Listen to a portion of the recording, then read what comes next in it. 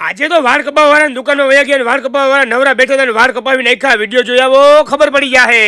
Road વચ્ચે રામપ્યારી ઉભી રાખીને બેસી ગયા અને આરામથી બધું જોતા હતા. તાતો લઈ લીધી કેરી ને ઢોકરા.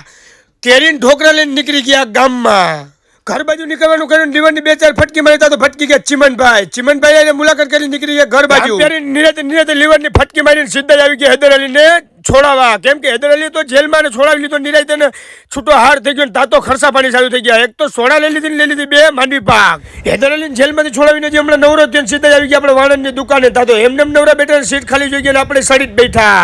હાલો એ કઈ સિંસા પટાતી કરવાના. ભાઈ પહેરાવી દીધું કાળું કપડું પહેરાવી દીધું. જોઈ લો ઘર મશીન લઈને કરી દીધું કોતરવાનું કામ ચાલુ. તમે થોડું ઘણું આઈફોન જોઈ લ્યો.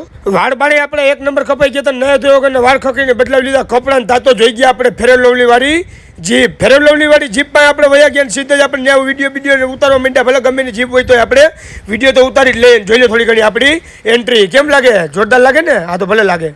અને કહેવત છે કે ભૂતને પીપળો મળી જાય એમ સાહિલ મિયા 55 સીધા તાસીમભાઈ મળી ગયા. તાસીમભાઈ આપણે ગાડી લઈને સીધા જ આપણે મૂકી ગયા દુકાને. તો આજનો બ્લોગ અહીંયા પૂરો. તમને ગમ્યો તો લાઈક કરો, ફોલો કરો, શેર કરવાનું ભૂલતા નહીં. તમને મારો આ પાંગા જેવો વિડીયો ગમ્યો તો લાઈક કરો, ફોલો કરો, શેર કરવાનું ભૂલતા નહીં. મળીએ કાલના બીજા મિની બ્લોગમાં. ફોલો જરૂર કરતા આવજો.